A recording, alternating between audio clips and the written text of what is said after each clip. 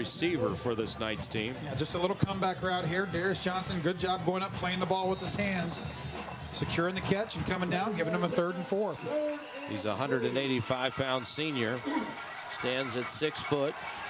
That is his 50th catch of the season. 3rd down, big down. Quick route, and Snow's got it, and I think he's got the 1st down in front of Tanner Griffin. Yep, just barely. First down there. Again, blitz again, and Roberson reads it and gets the ball out before the extra man can get there. Good job of knowing the pressure's coming, getting the ball out to Snow, and just having enough for the 1st down. Boy, that was a fast, hot read. I mean, he barely got his feet set before his arm was in motion, and that's a good sign. Robertson from the slot. He's got the angle. Touchdown, Northwest. I'll tell you what, they have all kinds of problems with this zone read right now, and Robertson is the one who's causing the problems. His speed to the edge has been unmatched by this Loveland defense so far, and his ability to get around the corner is the difference in this game. Well, he scored from 3 yards out the first series and from 12 yards out this time, and we're a point away from being tied again. Well, you got to wonder if Loveland's defense is in a little bit shock here. I mean, you got a team who's only averaged giving up 6 points a game all season long.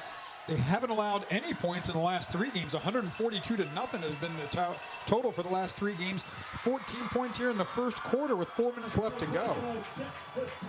Well, get this.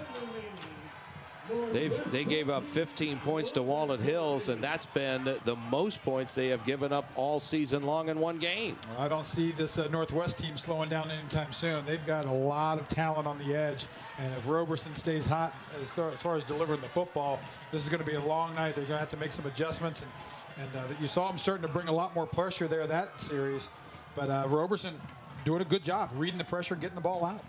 Well, here's the other thing, too. This is the biggest test that Loveland has had since probably Winton Woods, and it was a 7-6 game. A lot of defense in that ball game. Yeah, absolutely. I mean, these guys, Loveland hasn't seen this kind of team speed, I don't think, in a long time. Bandaya Butler certainly didn't have it last week, and now you have to get adjusted to it. When you don't see it for a couple of weeks at a time, it's hard to simulate in practice, but now you're seeing it on the field. You're going to have to be able to adjust. Big 7-play drive right there by the Knights. And I think Northwest has got the most speed since they played Winton Woods. Winton Woods is fast, and they've got at least 5 guys defensively going to go D1. Christoph to kick it away, and he's going to kick it deep. Ben Deaver's back there again from the 8-yard line. Up the middle. Got a good cut to the 29, and we got a flag. Shane Baldwin makes the tackle on the play. We'll see what the flag is all about.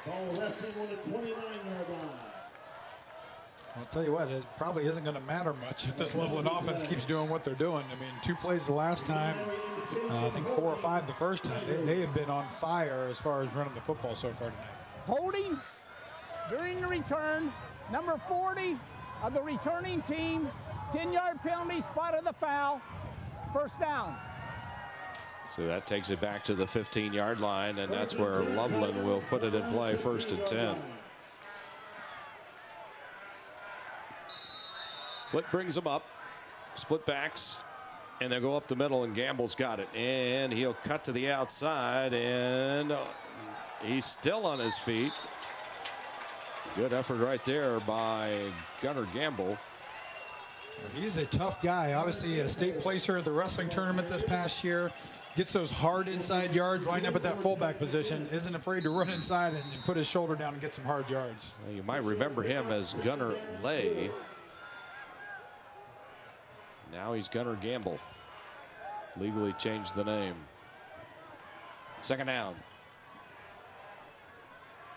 Coming down to the 3-minute mark here this first quarter, and it's been an exciting one. And there is the big tight end, and that is Eifers, who makes the catch.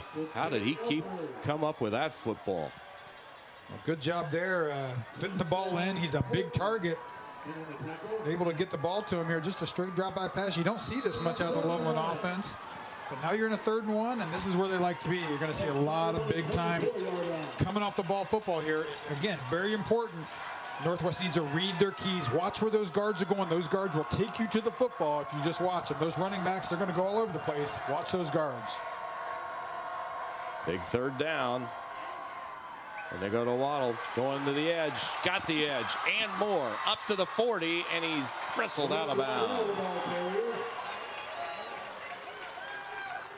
That was a big third down call by this Loveland Tiger team, and they got to the edge real fast.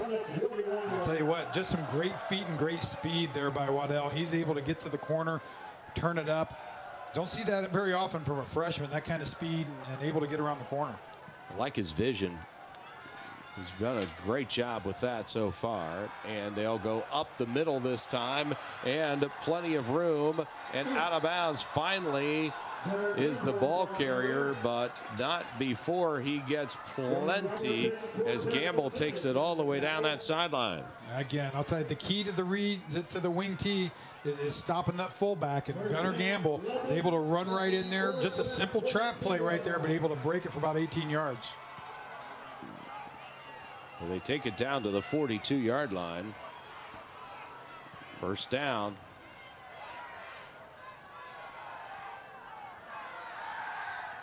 Blitt wants to throw, still trying to throw, and he throws it into the crowd across the way.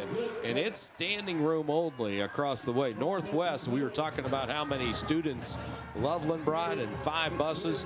I guarantee you Loveland, or the Knights, brought just as many out of their school district. They got to be very proud. Again, first playoff win last week. They're back in it here against a Loveland team.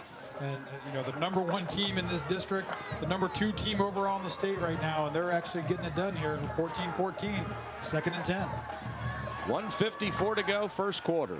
Tied up.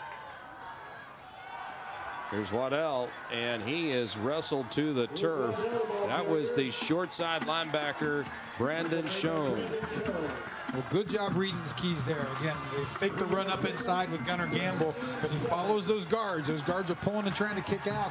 Able to get around the corner, make a tackle. Good job there by Brandon Schoen. Both teams seem to have issues with the edge. Yes.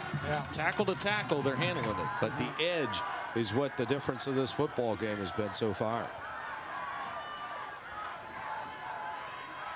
Big third down again. Blitt to throw. He'll throw back to Waddle. He's got the first down and more, and he'll be out of bounds inside the 20-yard line. Loveland again in the red zone. Well, this is a great job by setting up your play calling here. You've run the waggle 2 or 3 times. You've hit the tight end as he's come across. Now you run the same play and you throw it back to the back that you just faked the run to. Waddell wide open there, able to get down to the 21-yard line. Well, they said he was out of bounds just outside the red zone. They mark it at the 21. First man through, that's Gamble. He takes a couple of hits and finally goes down. The Knights had 3 white shirts corralling Gamble. Good job there. Julian Daniels on the inside, able to really hunker down and make the stop there on that trap play. And Norton was there as well, the middle linebacker. Gained of a handful down to the 19. They gave him 2 on the play. Well, you're in 4th down territory again. I don't think field goals are going to do it here tonight. Obviously, the way they've been scoring in the first quarter, you need to put 7 on the board. That is for sure. You cannot afford to get 3 in any of these games, and they will go Gamble on the trap, and Gamble will take it to the outside. Gamble to the 10, to the 5. He's going for the pylon. Did he get in?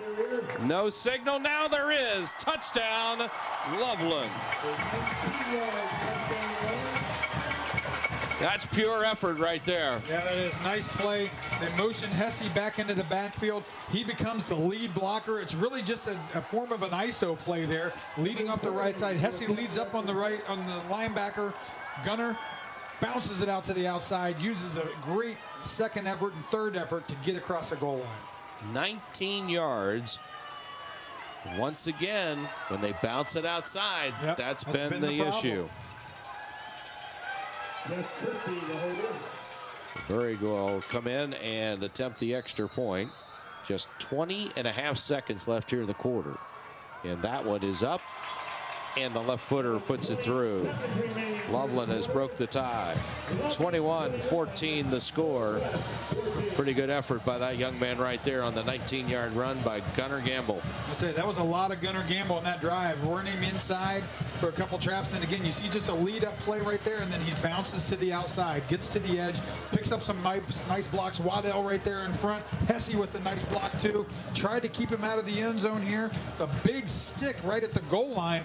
But Gunnar Gamble gets that ball just across the plane. Right there, breaks the pylon in for a touchdown. I noticed that move to get away from Darius Johnson was just splendid. I mean, he just slid outside, and not that Johnson didn't give good effort, but it was just a better effort offensively. Well, a lot of times those big running backs, you think that they're not going to try to bounce it. They want to just run inside. They're going to make that cut in. So you're playing that inside, and he makes that bounce out, and he's fast enough just to break around the corner there and get some good yards, and that time get in the end zone. There have been 5 possessions in this football game, and everybody has scored. Nobody has stopped anybody. And maybe that'll be the game. I mean, when one of these teams either takes it away or forces a punt. Yeah. I mean, that could be whoever's defense is able to show up and get some stops here. That's probably going to be the deciding factor, because both these offenses have looked absolutely explosive tonight. It's on the ground again, and it'll come to an up man. And that is, once again, the running back, Robertson. And Willie Robertson returns it to about the 42-yard line. So it looks like Loveland is going to bounce it on the ground and not kick it deep to Johnson. Yeah, and I'll tell you what, right now, you know, if I'm Northwest, I'm okay with getting the ball on the 41-yard line every time, because that is a great advantage when you start only having to cover about 58 yards to get to the end zone. That's 47, 42, and now 41. Yeah. Winding down to the end of this first half, or first quarter, I should say, as Robertson will take it in the middle, and he'll gain a handful, and that is about it. And we have come to the end of a very exciting first quarter of play here. After 1 quarter of action, well, I tell you what, there's 2 seconds left as the clock stopped with the injured player. The Knights have an injured player. I think it's their center, Justin Berquist, is the man down right now. Well, I thought that the clock had run out when the official said, okay, we're done for here. But he was just calling the time because of the center, I believe, for Northwest, who is on the field. Yeah, it is Justin Berquist. You see the backup center. Keontae Chambers actually warming up, a senior, though, warming up on the sidelines there, getting ready to get some snaps in.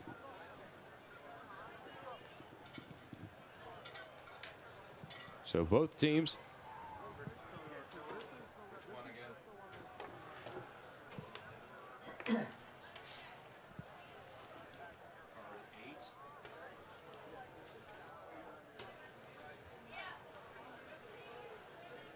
Well, all the Ohio High School Athletic Association football playoff action continues Saturday night, when Division I powerhouses Coleraine and Pickerington Central beat up in the Region 2 semifinals. And coverage begins live at 7 o'clock from Welcome Stadium in Dayton, right here on Time Warner Cable Sports Channel. And a little known fact, Coleraine and Northwest are part of the same school district. Oh. It is the Northwest School District, and how about that? Both teams are in the playoffs, and both teams won a playoff game. Well, there you Not go. too many school districts can say that. I'd say not, but this Cincinnati football has really become a power down here. After having a couple years where the Northeast and Cleveland really took control, and even Hilliard-Davidson really able to step up here and show their strength again. End of the quarter as the Loveland Tigers have taken a 21-14 lead over the Northwest Knights.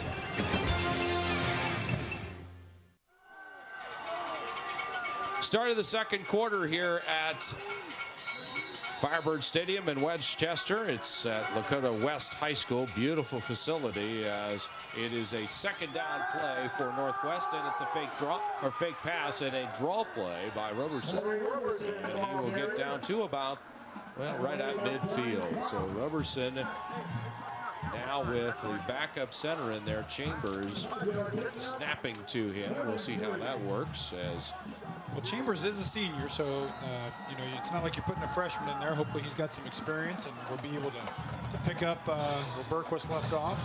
Big 3rd and 2 here. They've been able to answer all night long, but can this Loveland defense step up and make a big stop?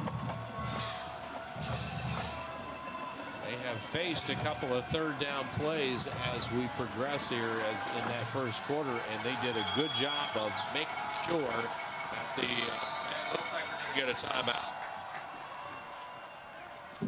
Yep, timeout on the field as Northwest wasn't set, and they also didn't like the play call, so they take that timeout early here in the second quarter with 11:13 to play as they trail Loveland 21-14. Well, Loveland was walked up there showing blitz, showing pressure, and that was something that Roberson obviously didn't like, and didn't like the play that they had called against it. So instead of going in and running that play, he was able to call timeout and get reassessed here, because this is a crucial 3rd down. Obviously, you haven't been able to stop Loveland's offense all night. Very important that you answer touchdown for touchdown.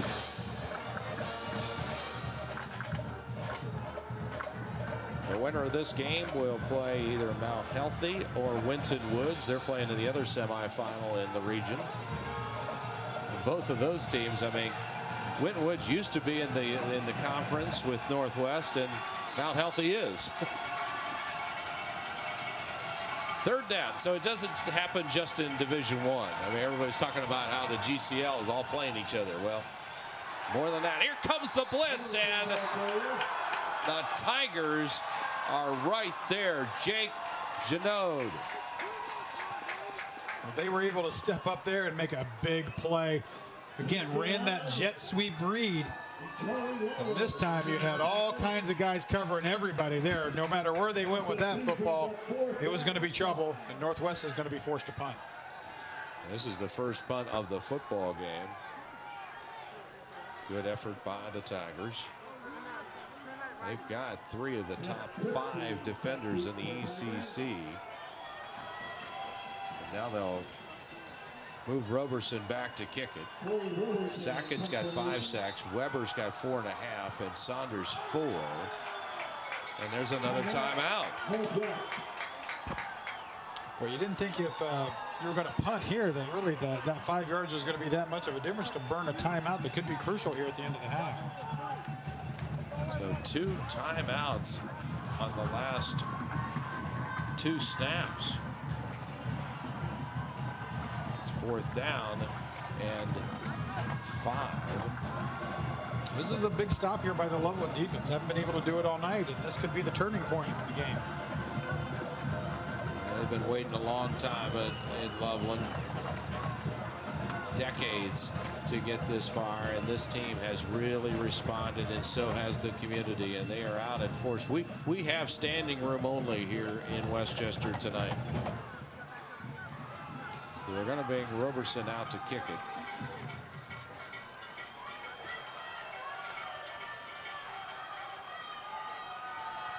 Interesting formation. They got 3 gunners at the top of the field there. And he will kick it, and it's a great hang time. It's a little bit short, and it takes a good bounce for Northwest, and it'll be inside the 15-yard line, and that's where they'll be down. So right at the 15-yard line, and that's where Loveland will have it. So now if you're Northwest, that really puts the pressure on your defense. Absolutely. This is a big series here. Now, as the offenses have been answering each other, now it's a Northwest defense that's going to have to try to answer what the Loveland defense was able to do, and that was get a stop on that last series. And as we said at the top of the telecast, which defense, you know, rises up. That's going to be the key. It'll be the key. So they mark it at the 14-yard line, 1st down. Played under center this time. Up up the middle. And that's Gamble, hard running. And he gets into that second level. He ran right by Johnson on that play. Well, the Northwest defensive line is a little, they're small and fast. And what you do to small and fast defensive linemen, you run right at them. And that's what you saw there, Loveland able to do. Just run basically an ISO play motion, Hesse in the backfield, and lead up on the linebacker, get some double teams and move those linemen off the ball. Julian Daniels made the tackle on the play. Here's a throw out to the near sideline, and it is complete. That's Waddell out here. He was wrapped up on the play by Johnson. And just a simple drop back, throwing an out to the slot man Waddell, and he's able to catch it and get upfield. Really impressed with the freshman. I tell you what, he's able to do it all. They get younger and younger, don't they? They do. How about the youth football? And I know Loveland has just a tremendous youth football. They got lots and lots of teams, and you know, that's great coaching in that area. And here comes Waddell again, and he gets open field out to the 45-yard line. Gain of 20.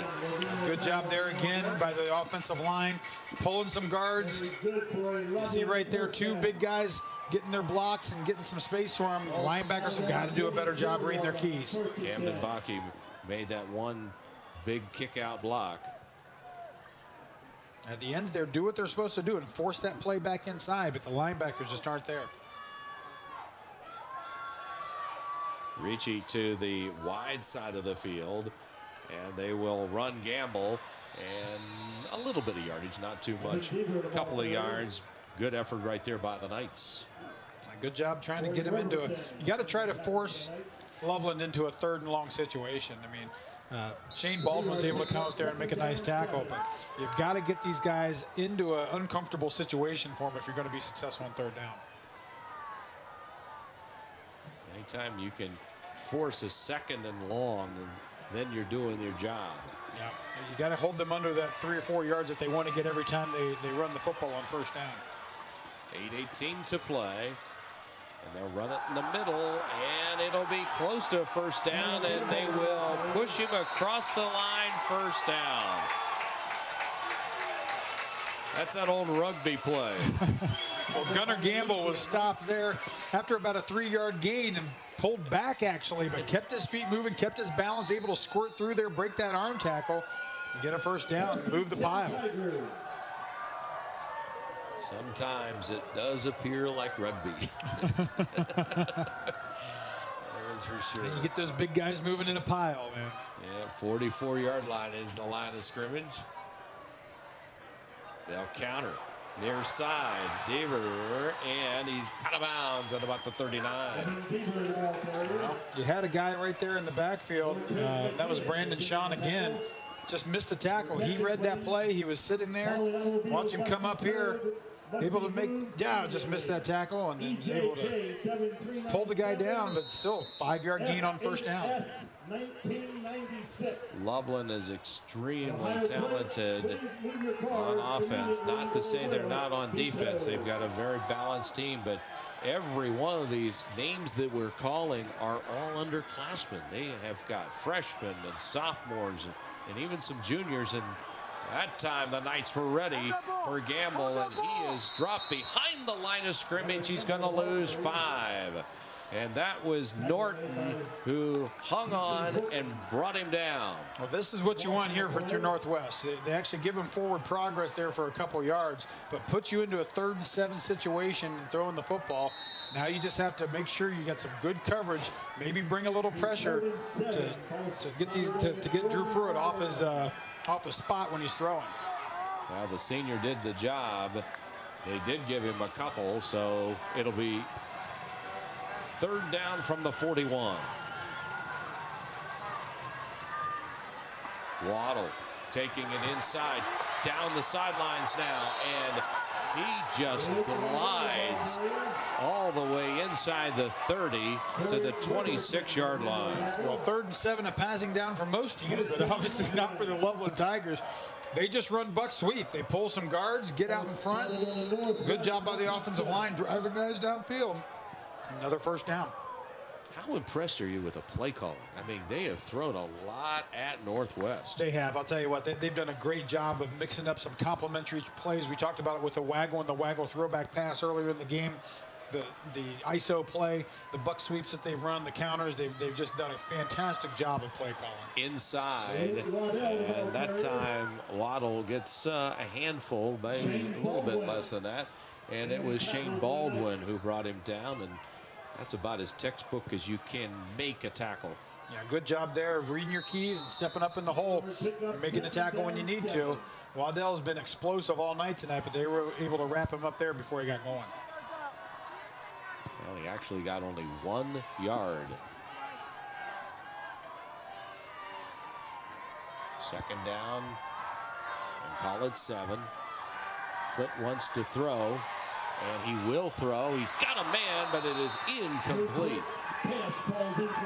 Good throw, but Deaver didn't get it out there in front to make that play, but it was just overthrown just a bit. Well, Michael Smith was coming hard at Drew Plitt and was able to apply the pressure and force that throw to be off target there. Good job, and again, forcing him into a 3rd and 7 situation here.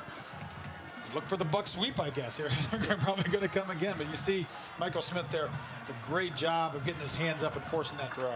Yeah, that was the key, because Plitt couldn't quite find his receiver. Couldn't get his feet set, couldn't get that ball and get his feet pointed to the target. 3rd down. They'll go with the inside handoff, and they were waiting on it. There was a double handoff, and we got a flag on the play. But the handoff went to Alex Hesse from Luke Waddell. Check out the flag. Might be on North. We have a sideline warning on Northwest. Okay. Well, now you're into a 4th down scenario here, and I think Loveland's probably gonna. Looks like they're gonna try the field goal here. But good job here on the double handoff again. Reading your keys, you see all those guys going to the left-hand side, the linemen and everybody else, and able to cut in there and make a tackle. Great job by Brian Shawn. It's going to be a long field goal attempt. A 41-yard field goal attempt by Evan Berg. He is 2 for 5 this year. And it is no good, wide right. Plenty of distance, just pulled it a little bit. That happens a lot of times when you're trying to get a little too much leg into it. You'll be able to too much time with your foot on that ball, and it'll go to the right-hand side. First time tonight, either team has been stopped. Well, it's a good job of answering by that Northwest defense. You know, we said their offense has been answering. Now their defense is answered with a stop. And now we've got 4 minutes and 50 seconds left here for Northwest to try to get their offense going back again. So the Knights force 4 plays, and the 41-yard field goal is no good. They'll take over at the 20-yard line, 1st and 10.